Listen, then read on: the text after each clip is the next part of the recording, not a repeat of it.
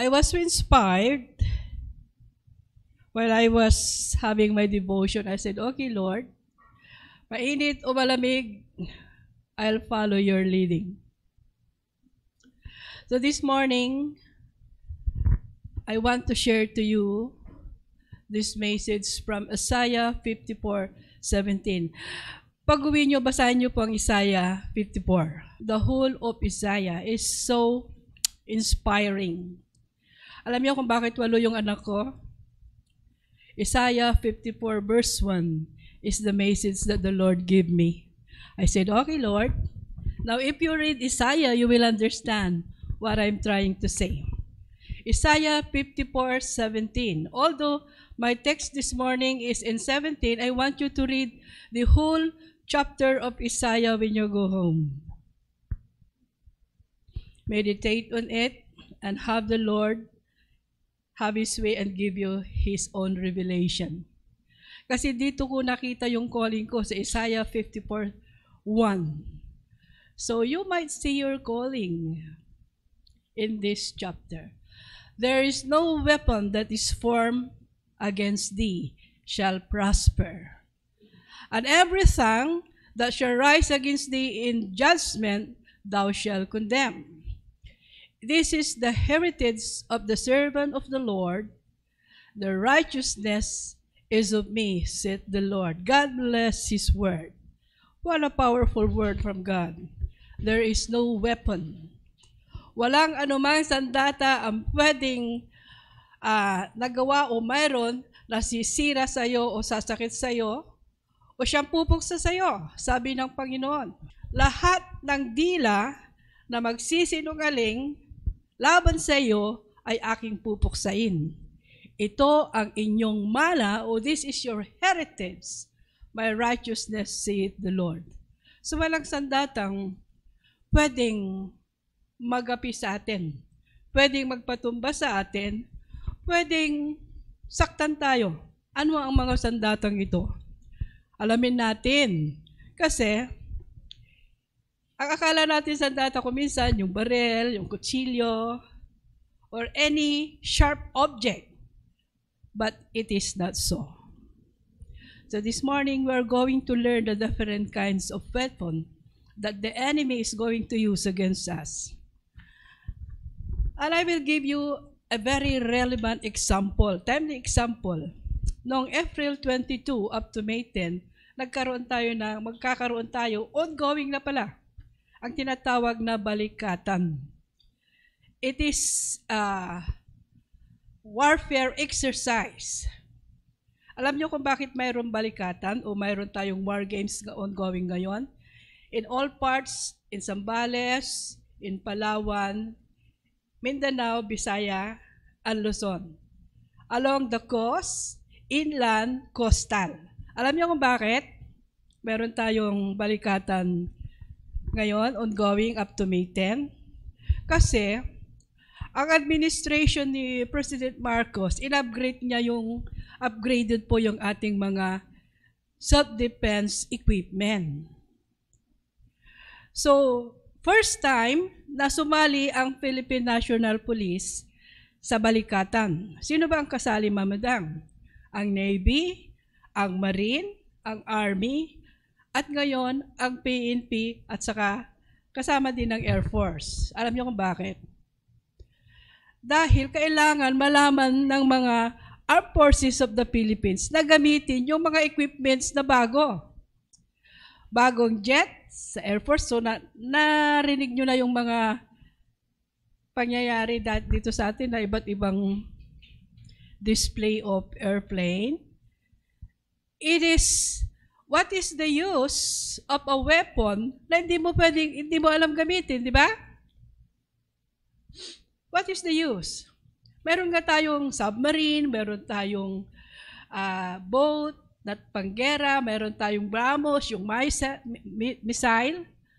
But what is the use of this if you don't know how to use it, di ba?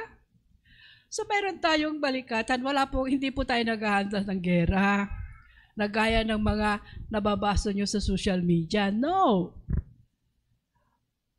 the armed forces of the Philippines is being trained how to use this kind of weapon. Kasi when time comes, na pagkakailangan, alam nilang gamitin. Kung hindi nila pag-aaralan, paano nila gagamitin? Di ba? Logic. Simple as that. You have to learn to use the weapon. Sinong marunong bumaril dyan? Sinong may baril dyan sa atin? Ako, mahuhuli kayo pag magtatas ka. So, not every weapon ay kailangan magkaroon tayo, especially ang baril. Kailangan may lisensya, di ba? Yung kutsilyo, wala tayo may kutsilyo. Anong gamit ng kutsilyo sa bahay? Panghiwa. Ng anumang bagay na ating iluluto. That is the use of the kutsilyo. Alam niyo, one time, na-share ko na sa inyo ito. Si Kuyang Ed, meron siyang samurai. Haba. Gano'n yata kahaba. Sabi niya, Dang, mag-isa ka lagi dito sa shop. Lagay ko dito ito para pag pinasukan ka, itas mo lang. Hindi ko alam gamitin yan. Hindi mo gagamitin, panakot mo lang. So, one time, pinasok nga ako ng akyat bahay. Alam niyo yung akyat bubong? Mag-isa ako sa shop namin noon. Mayroon ako naririnig na maingay sa kisame. What I thought, pusa. So tulog pa rin ako and then continue. Sabi sa akin ni Lord, gising ka. Check mo. Gising ako, hindi ko nakita ko kamay. Nagliligari doon sa tapat ng computer. Kasi kami ang unang may computer shop. Sabi ko, tinignan ko kaagad yung samurai. Nagdalawang isip ako. Sabi ko, naku, pag gagamitin ko itong samurai, mapuputol yung kamay niya, maglilinis pa ako ng dugo dito sa, masisira pa itong computer. Sabi ko, it's not wise. Kawawa naman siya. Naawa pa ako, no? So, ang ginawa ko, sumilit ako sa labas. That was 3 o'clock in the morning, early in the morning. Mayroon nang naglalabasan. Mayroon nang mga nagdadaan. So, ang ginawa ko, kinuha ko yung tubo ganito, saka baseball bat. Tubo na lang, sabi ko, kasi yung baseball bat, kahoy yun. Itong tubo, kahoy, bakal. So, lumabas ako. And then, sumigaw ako, magnanakaw. 4 sila Magnanakaw. Kasi tumawag ako sa telepono, pinutol nila yung mga linya, hindi ako makatawag. Sa cellphone, nagre-ring lang yung cellphone ni Pastor Bong. Nasa kabilang kwarto daw, kaya hindi niya masagot. So lumabas ako. Paglabas ko, sumigaw ako talaga at the top of my voice. Nataranta sila. Pero I already prayed, Lord, in Jesus' name ako na in Jesus' name. So ang nangyari, lumundag sa harap ko yung isa, yung dalawa. Yung dalawa, lumundag sa likod. Yung dalawa, lumundag sa harap ko. Tinamaan ko sa batok yung isa, tinamaan ko sa balakang yung isa, and then tumakbo sila, although iita-ita kasi I give all my force. Kasi pag hindi ko sila mapapatumba, ako itutumba nila, di ba? So natumba, and then marami nang nagdadaan na sasaklolo, natakot sila, nag-over the backon sila sa Clark. So I was not able to use the samurai. Kasi naawa pa rin ako. So, the time, hindi tayo magkakaroon ng gera against China, although binubuli tayo. Yung nangyayaring balikatan, it is a war game, exercise, teaching our armed forces how to use all the weapons that has been delivered for our defense, to defend our sovereignty in case, just in case. Kayo ba, may baseball bat sa bahay nyo? Wala. Maganda kayo baseball bat. Hindi yun walang lisensya yun. Pwede yun. Para pag pinasok kayo, anuin nyo sa batok na lang. Ako, palagi akong mayroong pang-batok sa loob ng kwarto. Even when I was here alone. So, what is the purpose of the exercise? Or why do we need weapon? For defense, for protection. Why do we need it for defense and protection? Bakit natin kailangan sa defense at protection natin? Bakit kailangan alamin natin kung paano gagamitin? Ang titulo ng aking mensahe ngayon is, There is no weapon that is formed against us to shut us down or to hurt us. Kaya lang, alam nyo kaya yung mga weapon na yon? Why do we need weapon? As a believers, tayong mananampalataya, may kaaway tayo. And the enemy of our soul is Satan and his fallen angels, unseen. Sabi nga, ang warfare ng mga mananampalataya are the principalities, spiritual warfare. Kaya ang titulo nito is spiritual warfare. Tayo everyday, we are engaging in war spiritually. Sometimes, we engage war to ourselves. Kung minsan tayo mismo, within, there is a battle. Our mind is a battlefield. Alam niyo yun? Ang ating mga isipan ay battlefield. At pag hindi natin napanalunan dito, tayo ay itutumba. Hahayaan natin yun na matalo ang gera sa ating isipan. Pag tayo natalo, we are destined, we are away, we are destined to hell. We will be separated from God forever. So, why do we need weapon? Kung sabi niya rito, there is no weapon that is formed against you will prosper. There is ongoing war ngayon sa Israel, di ba? May gera ngayon sa Israel.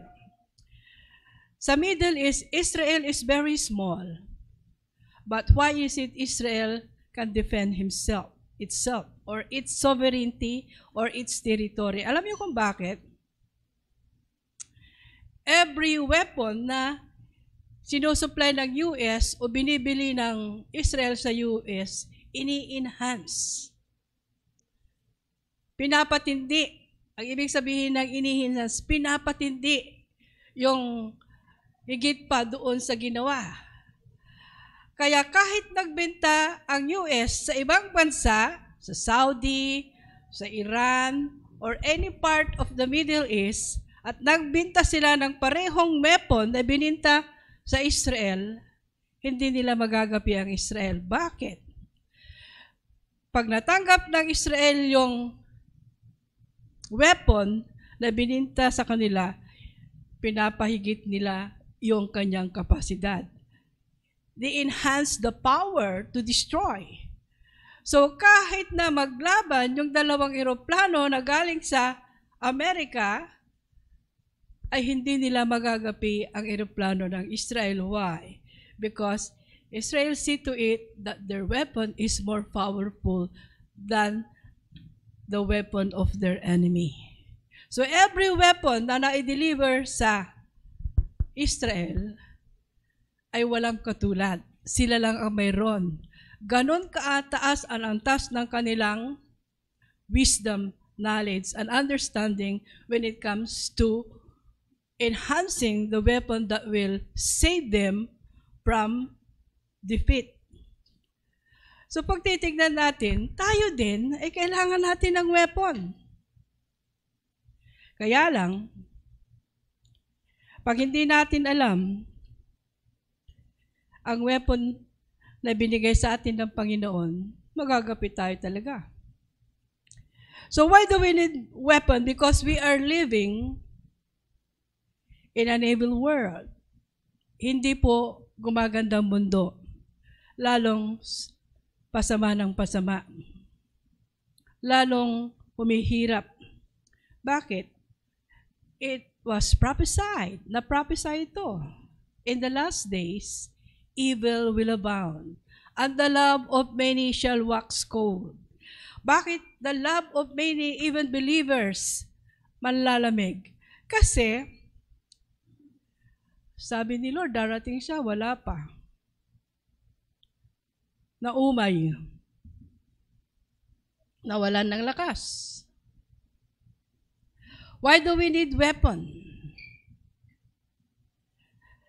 The kinds of weapons are needed in our physical body depends. But we need a weapon that will defend us spiritually.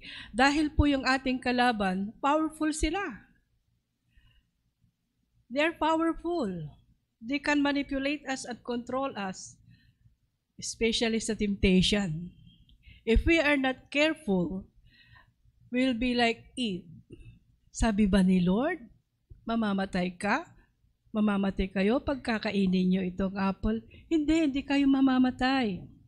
Magiging katulad nyo siya, matalino. Talaga? Narinig mo yun, Adam? Tatalino pala tayo pag kinain ito, kaya ayaw ng Panginoon na kainin natin. It was a deception. They were deceived. So, sino ang kaaway natin?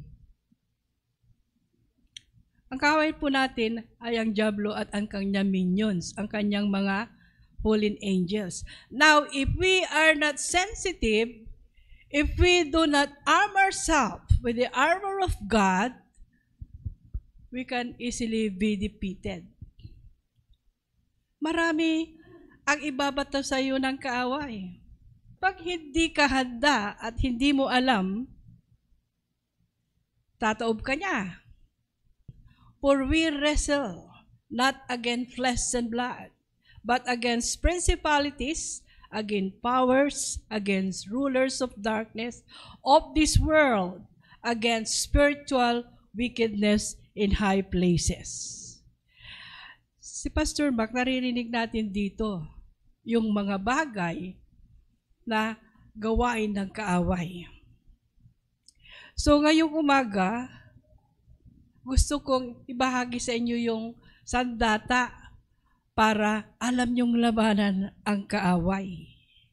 In Matthew 10:28, sabi niya, "Fear them not which kill the body, but are not able to kill the soul. But rather, fear him which is able to destroy both body, soul, spirit in hell." Alam niyo po, ang kaaway, ang unang gusto niyang sirain ay ang itinatag ng Panginoon na pamilya. Adam and Eve, actually, relationship or marriage was instituted in the Garden of Eden between Adam and Eve. He wants a family that will glorify him, a family that will give him praise, a family that will serve him and fear him. Pero ano pong nangyari sa dalawang anak? Nagumpisa na ang consequence ng kasalanan. Ano yun? Inggit. The first na ibinato ng kaaway is envy. Deception, envy ang pangalawa. Envy can kill. Deception, ito yung mga gawain ng kaaway. Now, what is your weapon against deception? Mamaya. Pangalawa, nainggit si Cain dahil tinanggap ng Panginoon ang kanyang offering at hindi tinanggap kay Abel, hindi tinanggap si Cain. So, Cain was so rage. Sabihin na natin, galit, envy. So, rage, envy, caused him to kill his own brother. So, deception, greed, and envy. So, patuloy. Nag-multiply ang kasalanan hanggang walang control. So, nanalo ang kaaway. He was able to stole what belonged to humanity. Ninakaw niya ang dapat para sa atin. It's unfair. Iba lang ang nagkasala. Bakit pati tayo nadamay? But God is a just God. That's why Jesus came. Nung dumating si Jesus, kasalanan ng isa, buong mundo kasama. All humanity suffer. Dumating si Jesus Christ, He shed His blood for us. Humanity will be saved through believing in the Lord Jesus Christ. Now, God has given us the free choice. It's up to you. You want to go to heaven? Then serve the Lord with all your heart. Huwag niyong hahayaan ng konting bagay o konting kasalanan will hinder you to go to heaven. Yun ang aking yun ngayon yung aking palaging iniisip. I will not let anything or anyone or anybody hinder me to go to heaven. I will not let anything, anyone, anybody, any situation, circumstances, challenges in life will hinder me not to go to heaven. Kasi if these things will manipulate you and control you, you are destined to hell. Real talk lang po. It's a reality that even a single sin, small, there is no big, there is no small sin. Sin is sin in the eyes of the Lord. Now, if this sin will hinder you to go to heaven, what will you do? No way. No way. It's your choice. Pag pumunta kayo sa imperyo, it's your choice. Pag pumunta kayo sa langit, you are victorious. Mama Dang is 73. So I have to discipline myself. I will not allow anything that will hinder me not to go to heaven. I've gone a long way para, kumbaga malapit na ako, bibigay na ako sa near ending. No way. Kumbaga yung swimmer. 1 kilometer na lang, 500 meters na lang, doon siya give up. Nung tinignan niya, oh my, 500 na lang, bakit ako give up? Parang ganun ba? Pero wag niyo sasabihin, bata pa naman ako, saka na lang ako saka na lang ako magpe-praise the Lord, saka na lang ako magsisimba, saka na lang ako magsiserve pag matanda na ako. Paano pag hindi kayo inabot ng katandaan? In the middle of your youngster, nadali kayo, ano mangyayari sa inyo? Yun yung isang deception ng kaaway. So, we should equip ourselves truly with powerful weapon to defeat the enemy. Lahat tayo dito ay born again, amen? Sabi sa 2 Corinthians 10:4, for the weapon of our warfare are not carnal. Ang ating mga sandata ay hindi makamundo, but mighty through God to the falling down of the stronghold. Pero makapangyarihan sa Diyos para magapin natin ang mga stronghold na siyang nagpupul sa atin para hindi tayo lumago. Alam niyo po si David, now I will give David, sabi dito sa ating spiritual weapon, Ephesians 6:11, put on the whole armor of God, that ye may be able to stand against the scheme of the enemy. Ano yung scheme ng enemy? Deception, trick, trap, enticement. Yun yung kanya. Sabi ba ni Lord, mamamatay kayo? Hindi. Gagaling kayo parang Diyos. Ephesians 6:13, wherefore take unto you the whole armor of God, that ye may be able to withstand in the evil day. We are in the evil days. We are in the last days. Yung mali nagiging batas. Pwede bang ikasal ang parehong lalaki? Pwede bang ikasal ang parehong babae? Yes, naging batas na. So, ibig sabihin, pag may lawless na, darating na si Lord. So we are in the last days. Wherefore, take unto you the whole armor of God. Ang baby, gaya ni Jadon, saka yung anak bunso ni Deborah, ang kinakain niyan, gatas. Pag tinitignan ko si Ezekiel, si sweetheart ni Belinda, yung anak ni Belinda, nagagatas pa siya sa bote? Nagdididi pa siya sa bote? Hindi na. Ilang taon na siya? 2.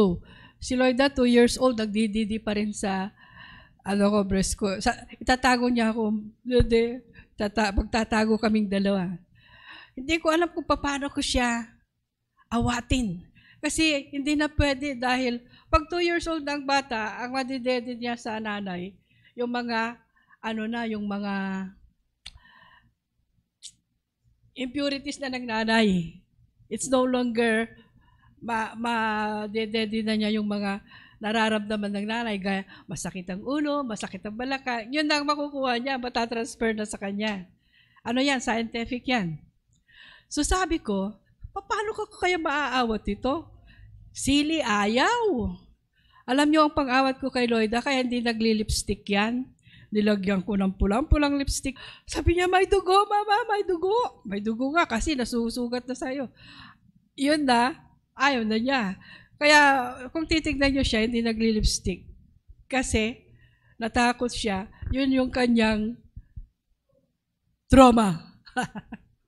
Pag naamoy niya lipstick, nasusuka. So, si David, when he was young, he grew up in the wilderness. Siya po ay lumaki saan siya lumaki? Sa ilang. Ano ang kanyang gawain? Siya po ay shepherd boy. So ano ang hawak niyang sandata? Para itaboy ang uso, ang lion, at iba pang aatake sa kanyang mga tupa. Anong hawak ni David? Ang hawak ni David, alam niyo may symbol yung rod sa ka-staff. Ang sandata ni David, slingshot. Ang galing ni David si slingshot. Kahit nakapikitag mata, alam niya kung nasaan yung uso at lion na kakain sa kanyang tupa. Alam niyo yung minsan, 'di ba, pumunta siya, paano niya nagapi si Goliath? Aksidente ba na siya ay pumunta para dalihan ng pagkain yung kanyang mga sundalong kapatid? No, it was arranged by God. Kasi David is about to enter to do the purpose of God in his life. Si Jadon at saka yung baby ni Deborah, hindi mananatiling gatas yan. Pinapakain din yan ng mga soft food. Kasi kung hindi mo papakainin ng mga soft food, ng protein, hindi madidevelop yung brain ng bata. Hindi siya lalaking matalino. Gusto niyo maging matalino yung mga anak niyo? Give them the right food even in their young age. Nanatili bang bata si Belinda, ay si anak ni Belinda? Hindi, lalaki yan. Mamaya mag-aaral na yan. And then he will start to equip herself. They will start to equip themselves. And get ready sa kanilang paglaki. So si David, nung pumunta siya, sabi niya, sino ba itong Palestino na hindi tuli at minumura ang aking Diyos? Hindi na nga tuli, mumurahin pa ang aking Diyos. Narinig yung mga sundalo, sabi na, ang yabang mo, umalis ka na nga. Yabang-yabang nito, hindi ako nagyayabang, kaya kong gapin yan. So may nakarinig, sinabi kay King Saul, yung mga kapatid ni Abinadab, gusto niyang harapin si Goliath. Talaga, dalhin niyo siya sa akin. Nung makita ni Saul, Haring Saul, sabi niya, ang late mo. Ang late mo, hindi mo kaya si Goliath, kaya ko. Alam mo ba, doon lumabas yung mga nagapi niyang hayop sa ilang. Sabi niya, Haring Saul, alam mo ba na napatay ko ang isang lion with my bare hands? Alam mo ba na napatay ko ang uso with my bare hands? Bakit? Because I have the Lord with me. Kasama ko ang Diyos. Kailan lumabas yung mga uso at lion na namatay ni David? Sa panahon na ipakita niya na ang Diyos niya ay malakas sa kanya. Ang Diyos niya ay iniligtas siya. So, ibig sabihin, si David has a close relationship with God. And he was able to experience the mighty power of the Lord in his life. That he was able to kill the lion and the bear. In our spiritual application, the lion and the bear are our victories in secret, in our secret life. Kasi lahat tayo may sikreto sa buhay na nangyari sa atin na pagsubok. Ano ang sikreto mo o ano mga ginawa mo sa iyong buhay na sikreto na naparalunan mo? Ano yung mga deception na itinarget sa iyo ng kaaway? Ano yung mga temptation na dinaanan mo na almost ginapi ka ng kaaway? But because you trust the Lord, but because you give yourself to the Lord, but because you have faith that the Lord can deliver you, you were able to overcome that kind of trials, that kind of temptation, and that kind of problem. Bakit napanalunan ni David si Goliath? Because he had experience in the wilderness to kill with his bare hands the lion and the bear. He was able, he was consistent with his relationship to the Lord. Nanalo siya kay Goliath dahil napatunayan niya na ang Diyos ay tapat. Na ang Diyos na kanyang pinaglilingkuran ay kaya siyang ipagwagi. Okay, sabi ni King Saul, get my armor. Suot nyo sa kanya. Imanin si David, hindi kakasya yung armor ni Saul sa kanya. Ang laki ni Saul. Isusuot niya yung armor ni King Saul, hindi kasya sa kanya. So sabi niya, mabigat. Hindi kasya sa akin ang decide. I was not trained to use this. So importante yung hawak mong sandata, you have a training. You were able to overcome. You were able to succeed using that kind of weapon. So sabi niya, okay lang Hari, I'll just use my slingshot. Alam niyo sa Israel, mayroon silang drone na ang tawag, slingshot of David. Na pag dumating na yung missile on the air, sinasalubong na ng slingshot of David. Hindi na dadapo sa lupa, doon pa lang sa taas, sa pool na siya. Ninenervyos yung mga kapatid niya because David has no training in war. Combat war. Ang training ni David is mas matindi. Biro mo yung lion sa kauso, ang kalaban ni David sa wilderness, and he was just a young boy. And he used his bare hands. And he recognized that his strength comes from God. So the God who saved me from the lion and the bear is the God who will help me conquer Goliath. So sabi niya, never mind that armor, King Saul. I'm not trained to use that. So anong ginawa niya? Kinuha niya yung slingshot niya from the brook between the Goliath and the soldier of the Israelites. Pumulot siya ng 5 smooth stone. Sabi ng sa mga theologian, the 5 stone represent the name of Jesus, a very smooth stone. So sabi ni David, you come to me with a sword and with a spear, but I come to you in the name of our God. So palagay nyo sa David, so small, 7. Nung pinaikot ni David ang kanyang slingshot, it goes through the middle of the eye of Goliath. Siyempre sa pool, pati yung utak niya, wasak. So, siya po ay nagapi. So, what are the weapons that we need to wear to defeat the enemy? Are you reading your Bible? Kanina, binasa po na ni Pastor yung closing verse ko dito sa mensahe. For all Scripture, sabi rito sa 2 Timothy 2:15, study to show thyself approved unto God.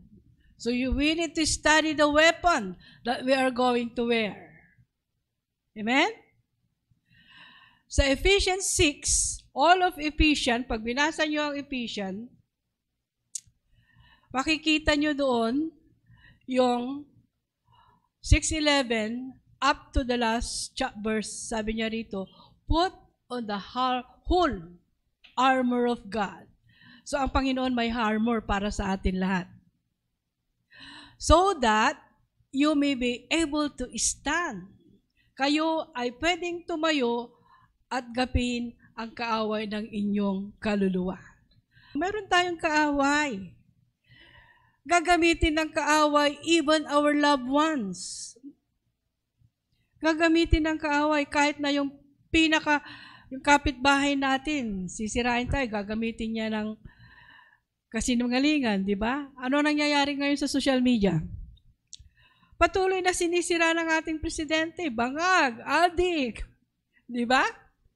Nakikita nyo sa social media, wala lang sinasabi, bangag, adik na presidente. Ganon ang paninira. Ganon ang ginagamit ng kaaway para masira ang ating bansa. At ganon din ang gagamitin ng kaaway para tayo ay masaktan at magapi at makipag-away. Pinapatulan ba ng ating presidente ang bangag, adik, ang Fulboran issue? Tinatawanan lang niya, patuloy siyang trabaho. Sabi niya, I will not let. Sabi nga ni First Lady, I'm a lawyer, an influenced person. I can sue them in court, but I will not waste my time. That will distract me in nation building, which is true. 4 years pa. Kailangan magtrabaho ang ating presidente para maisaayos niya ang ating bayan. Kung aasikasuhin niya lang, yung mga paninira na yan, ay uubusin ang kanyang panahon. Sabi niya, I'll just work. I'll just use the 4 years to build this nation in greatness and progress. So pray for our leaders. O anong ginagawa naman ni President Duterte? Naku, sinayang po niya yung kanyang legacy, di ba? He's too old. He should be resting. Kung tatay ko siya, sabi ko, tay, magpahinga ka na. Tara, maglibot tayo sa buong mundo. Hindi tayo pupunta doon sa may ICC para hindi ka madakip. Wala. They are so greedy with power. Greediness, one of the weapon of the enemy. At tayo din. So put on the full armor of God. Una, just as a soldier, put an armor to protect themselves in battle. Christians should equip themselves with spiritual armor to face the challenges of life. What are the challenges of life that you are facing right now? Marami, di ba? Walang sasayang bukas. Wala akong trabaho. Naku, palalayasin na ako sa bahay. Wala akong pambayad ng kuryente. Lord, these are the challenges of life that we face.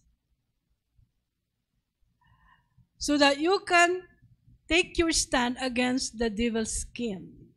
The devil or evil forces will try to tempt and deceive believers by wearing this spiritual warfare. You can win your battle. At dito yung battlefield sa ating isipan. And one of the strongest deception that the enemy will give to us is the temptation of lust. Makamundong pagnanasa. Makamundong pagnanasa na yumaman. Makamundong pagnanasa na maraming bagay. Yung ating mata, ang makikita niya, tutuksin ka. Ano ang unang sinisira ng kaaway? Ngayon, pamilya. Pamilya ang unang, kasi pag nasira niya ang pamilya, sira na.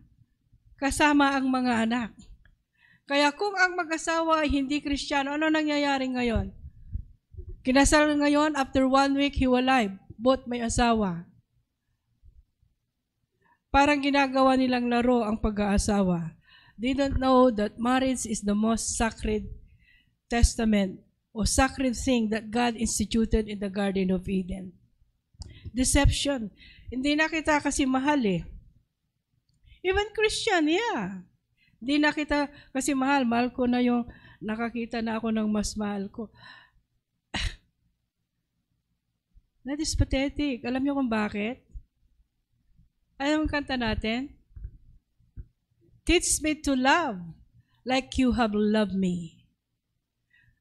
If you look for another woman to love aside from your wife, sinasabi mo na rin na hindi mo mahal si Lord.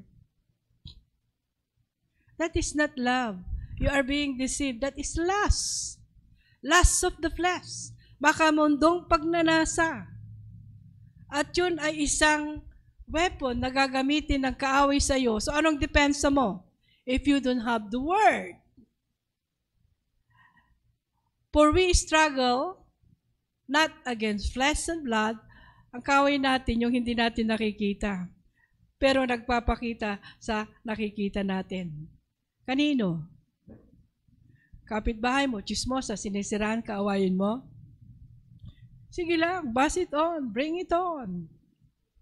Malinis ang konsensya mo, ba't mapapatulan? Sige lang, sirain mo. Si Mama Dang, ganyan. Ang daming naninira sa akin. Ako.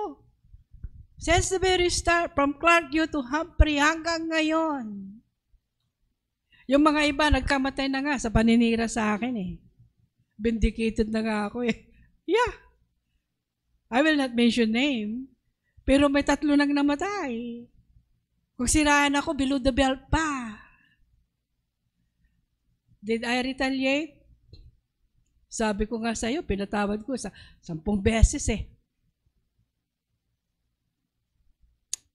Well, sabi nga, give space to God vindication. Vengeance is mine, says the Lord. Bahala ka, basta ako malinis yung puso ko, malinis yung konsensya ko. Let the Lord take His course. Kung yung sinisiraan ka ng kaaway mo, tawanan mo lang, bring it on, sige lang. Alam mo naman sarili mo, di ba? Kung hindi mo ginagawa, patay mali siya. Di ko naman ginagawa eh. Pero pag ginagawa mo, didepensa mo ang sarili mo. Pero pag hindi mo ginagawa, malinis ang konsensya mo, let the Lord take care of it. And after you have done everything, naisuot mo yung bracelet or armor, you're okay. So what are these armor? Okay, imayin natin. With the belt of truth, buckle it around your waist.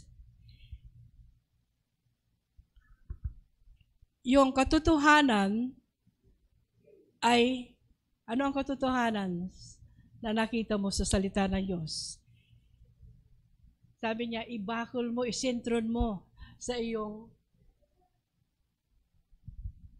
baywang. Pero, I encourage you, when you search the Word at nakita nyo ang katotohanan na ito, ibalot nyo sa inyong puso. That is putting the whole armor of God. Truth is the foundation of the Christian faith. Ang katotohanan ay pundasyon sa Kristiyanong pamumuhay. Ano yon? I will not leave you nor forsake you. So when you experience trials in life, hawak kayo sa Panginoon, sa Kanyang pangako. Ang daming pangako ang Panginoon sa salita niya. Truth is the foundation of Christian faith. Anong alam niyong katotohanan? Sa salita ng Diyos, my God shall supply all your need according to His riches in glory. By my stripes, you are healed pag may sakit kayo. What are these truth that you need to know? Pag alam nyo ang mga katotohanan na ito, there is no way na you will fall. Kaya nga, itali nyo sa inyong puso ang katotohanan na ito. Sabi ng Panginoon, I can overcome. Be of good cheers. I was able to overcome the world. So kayo din.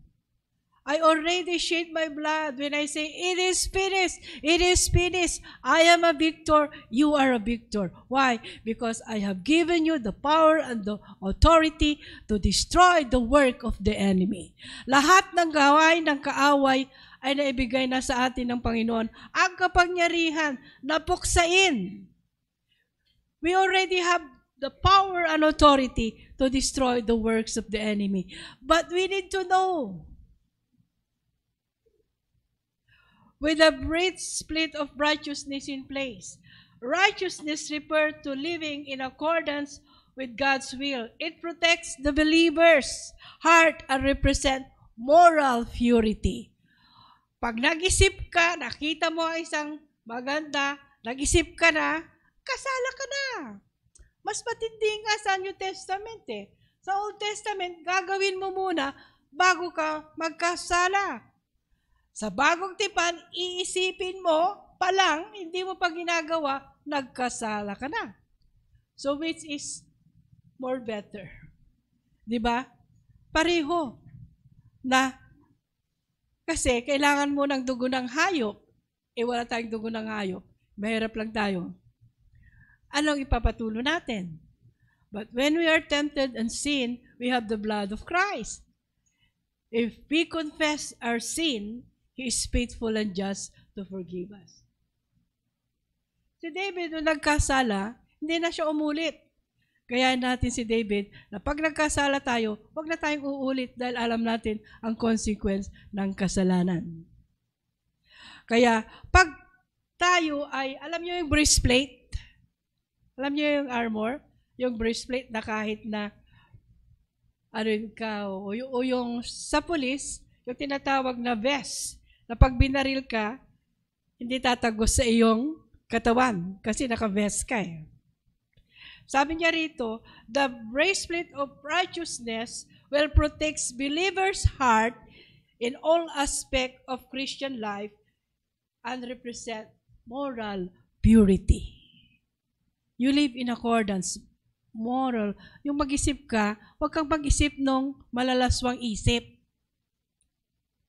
Dahil you are open sa assault and attack ng kaaway. Nagkasala ka na. Isuot mo ang sandalyas ng kapayapaan. In addition to all of this, take up the shield of faith. Alam niyo yung shield? Yung bilog? Nakakita na kayo ng shield? Para pag inatake ka dinart ka ng kaaway, ganun mo lang oh. Jesus' name, Jesus' name, Jesus' name.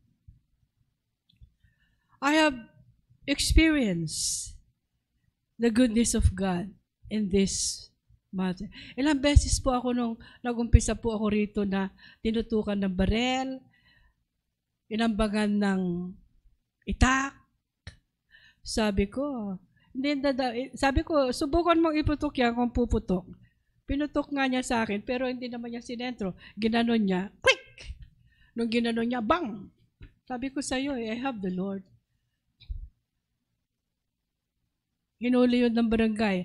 Alam mo po ang barangay noon si Pido Cruz.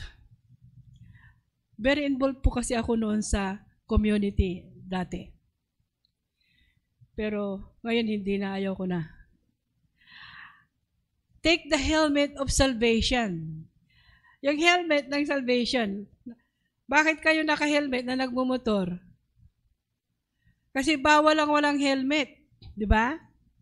May helmet si tatay, walang helmet yung anak. Ano yun? Kaya pag kasama yung anak nyo na nakamotor, helmetan nyo din para sa kanyang safety. And the sword, take the helmet of salvation. Salvation protects the mind from doubt and despair. Believers should be confident in their salvation, which comes through faith in Jesus Christ. You know you are saved. You know you are going to heaven. And that is the helmet. Bakit helmet? You have to wear the helmet. Kasi the mind is the battlefield. Dito nagsisimula ang kasalanan. Pag inisip mo, papasok sa puso mo, lalabas sa aksyon mo.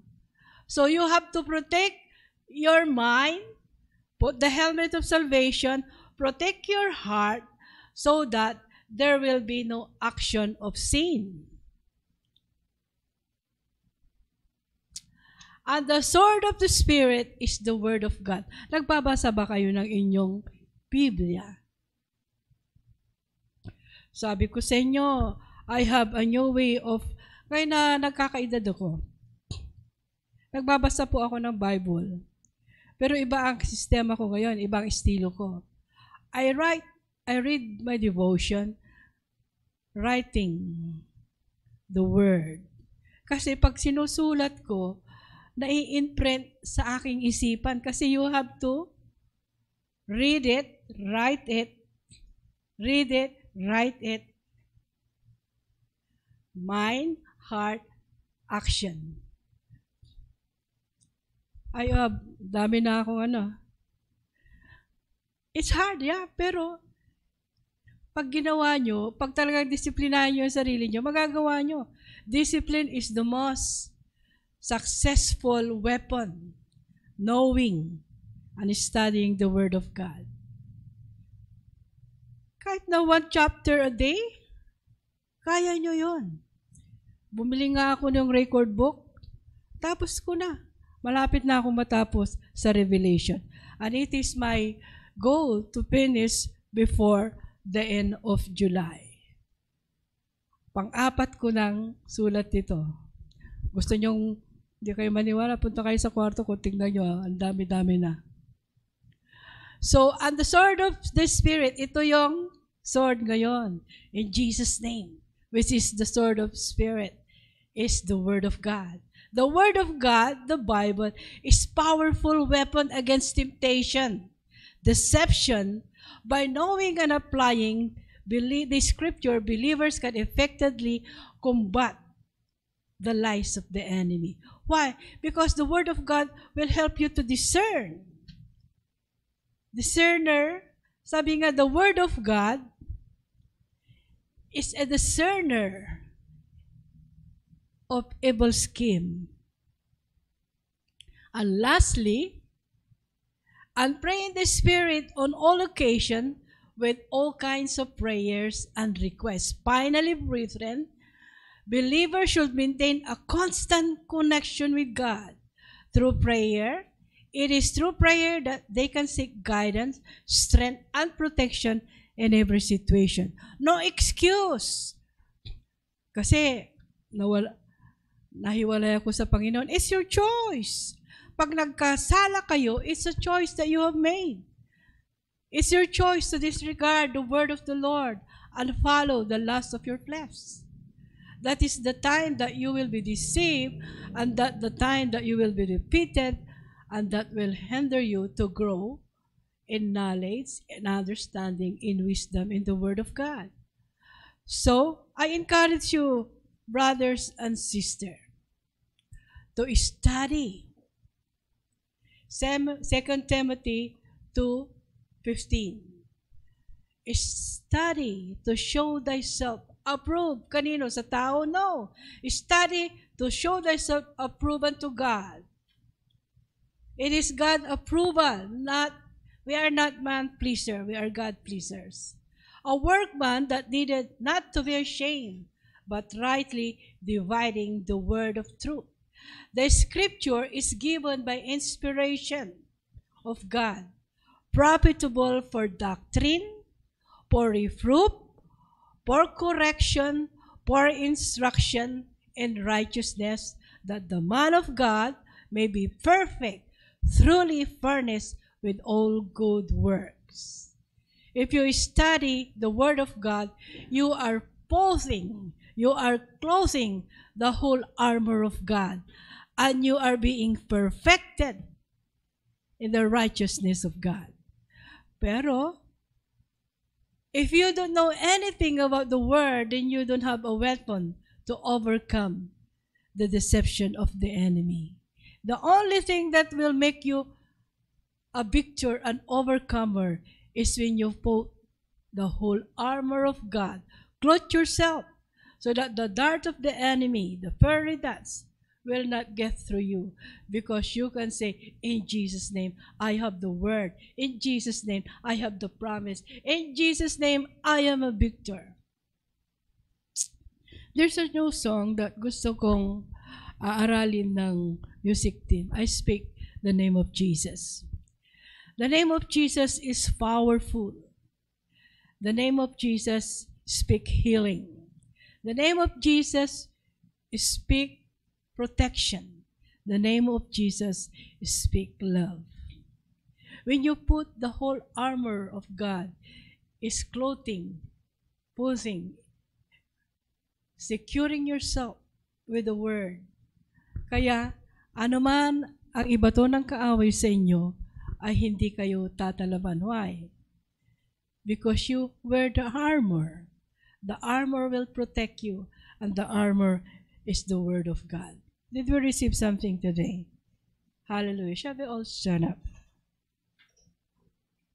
Glory. Hallelujah. Yes, Lord. There is no weapon, Father, that is formed against us that will prosper. That even the tongue, even the lies of man will be condemned in the day of judgment. Hallelujah. For our righteousness is of you. Thank you, Father, for the protection you have given us, as long as we put on the whole armor of your Word that will protect us from the dart of the enemy. So today, Lord, help us to be sensitive, sincere in studying your Word, so that the enemy will not have a chance even to defeat us. But we will be a victor because we put on the whole armor of your Word in our hearts. Thank you, Lord. Protect us as always as you do. Protect us, Father, from the evil one. This is our heritage from you. This is our heritage from you, Lord. As your children, you will never leave us nor forsake us. Thank you, Father. Thank you, Jesus. This is our prayer in Jesus' name. Amen. God bless us.